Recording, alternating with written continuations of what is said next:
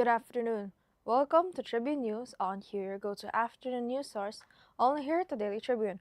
We're now live at Daily Tribune PH on YouTube and the Daily Tribune Official on TikTok. For today's headlines. Transport groups launched a two-day nationwide strike Thursday, protesting rising fuel prices and calling for fare hikes and oil industry reforms. Meanwhile, the House of Representatives starts a temporary free ride program in Bulacan to ease commuters' costs amid soaring fuel prices. Philippines and China report positive progress in South China Sea talks on joint oil and gas exploration with no operations yet. Energy Secretary Garin says the government won't take over oil companies but will regulate them amid the declared energy emergency. For international news, rice farmers in Myanmar face diesel shortages and rising costs, threatening harvests and worsening hunger amid global oil price spikes. A Russian crude shipment arrives in Limay, Bataan for Petron as the government activates emergency measures to secure fuel supply. World number 1 Arina Sabalenka would face Elena Rybakina in the Miami Open semi-final, aiming for the coveted Sunshine Double.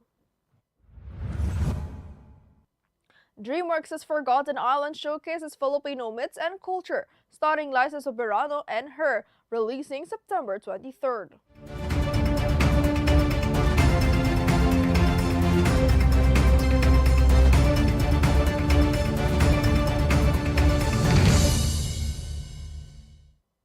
Today is the 26th of March, 2026, Thursday, and I'm Eliana Lacap, bringing you today's top stories. Let's get started. Transport groups launched a two-day nationwide strike Thursday, protesting rising fuel prices amid Middle East tensions. Drivers from jeepneys, TNVS, motorcycles, buses, and UV Express joined the action, calling for fuel price rollbacks, fare hikes, and a 1,200 family living wage, and nationalization of the oil industry. Major protests took place along Aurora Boulevard in Cubao, Quezon City, with other strike centers across Metro Manila and the provinces. Free rides were deployed by government agencies to aid commuters from 7 a.m. to 8 p.m. Meanwhile, the House of Representatives launched a temporary free ride program Thursday for commuters along the San Jose del Monte Welcome Rotonda to Fairview Terraces route amid rising fuel costs. Dubbed Biyaheng Damayan ng Libreng Sakay mula sa Kongreso, the initiative deploys 4 government buses on Mondays, Thursdays, and Fridays during peak hours with priority boarding for senior citizens, persons with disabilities, and pregnant women. Speaker Boji D. III and House Majority Leader Sandro Marcos said the program provides immediate relief to commuters while the government addresses broader economic challenges. For more news, the Chinese embassy in Manila says discussions with the Philippines on joint oil and gas exploration in the South China Sea have made, quote, positive progress. China and the Philippines held in-depth talks on development in disputed waters, with Beijing emphasizing dialogue as long as the Philippine side shows sincerity. The Philippine government clarified no exploration is currently underway, though it may happen in the future. Any agreement remains sensitive due to sovereignty issues and constitutional limits over foreign access to national resources. Now, Energy Secretary Sharon Garin said Thursday the government cannot temporarily take over oil companies amid rising fuel prices, citing limited capacity to manage 14,000 stations nationwide. The Department of Energy will instead issue directives to regulate and monitor oil firms, ensuring abuses are controlled. Garin emphasized that emergency powers exist, but are meant for oversight, not operations. Meanwhile, President Marcos has declared a state of national energy emergency and signed measures allowing the suspension or reduction of fuel excise taxes to ease the impact on Filipinos.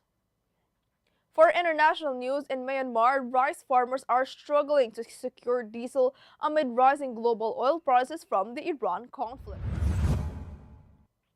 Families like Winzhao's spend nights queuing at fuel depots, sometimes waiting 2 days, while domestic supplies remain scarce.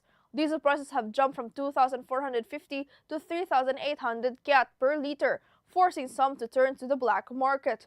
Experts warn delayed harvests could devastate crops and worsen hunger in the world's fifth hungriest country, as fertilizer shortages threaten the upcoming monsoon season. In business, a Russian crude oil shipment has arrived in Limay, Bataan, bound for Petron Corporation, the country's sole refinery operator.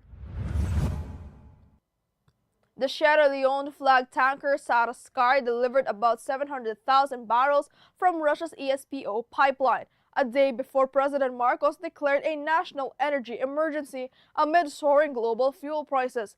Petron is exploring alternative sources to supplement Philippine fuel inventories, projected to last 45 days.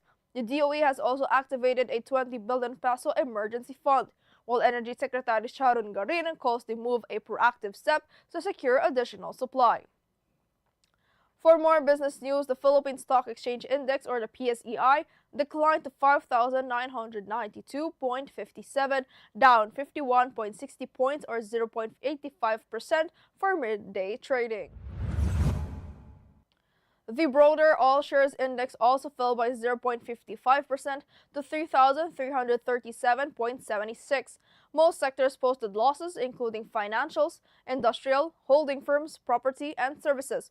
Only the mining and oil sector recorded gains. Among the most active stocks, ICTSI led in value turnover but slipped in price, along with BDO, BPI, and MBT. Meanwhile, select stocks such as PXP and DHI managed modest gains. Meanwhile, in sports news, world number 1 Arna Sabalenka will face Eliana Rybakina in a blockbuster Miami Open semifinal Thursday. Sabalenka defeated American Hailey Baptiste 6-4, 6-4, aiming to complete the coveted Sunshine Double after Indian Wells' victory over Rybakina. Rybakina rallied from a set down to beat Jessica Pegula 2-6, 6-3, 6-4, marking her 5th consecutive win over the American this season.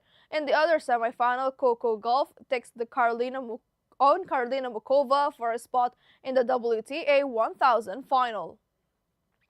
And in entertainment, DreamWorks Animation is spotlighting Philippine culture in its upcoming animated film, Forgotten Island.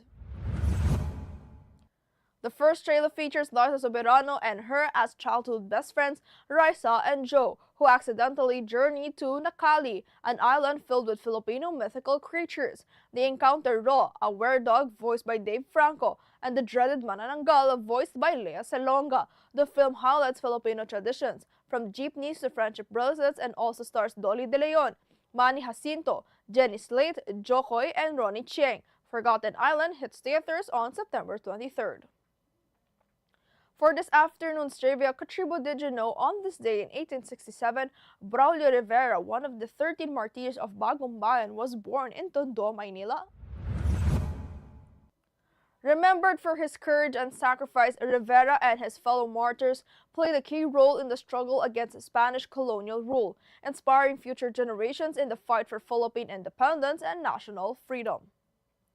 Viral now on TikTok is the video uploaded by Lance Austin, garnering 3.7 million views. In the clip, Lance is asked what his favorite dressing is following his statement that he's eating salad because it is said to be the food of the rich people. His answers draw laughter from netizens, with some even commenting, "This joke never dies. It can still make me laugh until now." Let's watch this.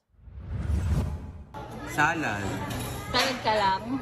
Oo, salad lang. Kasi sabi nila, pagkain daw ng mga mayayaman, mga salad-salad lang. Weh, sige nga, kung talagang mayaman ka, anong paborito mong dressing? Ganito lang, casual lang. And that's all for now. Join us again at 4:30 p.m. still here on Daily Tribune's Facebook page, Daily Tribune PH on YouTube, with the Daily Tribune official on TikTok. Once again, I'm Eliana Lacap, and this has been Tribune News on Q.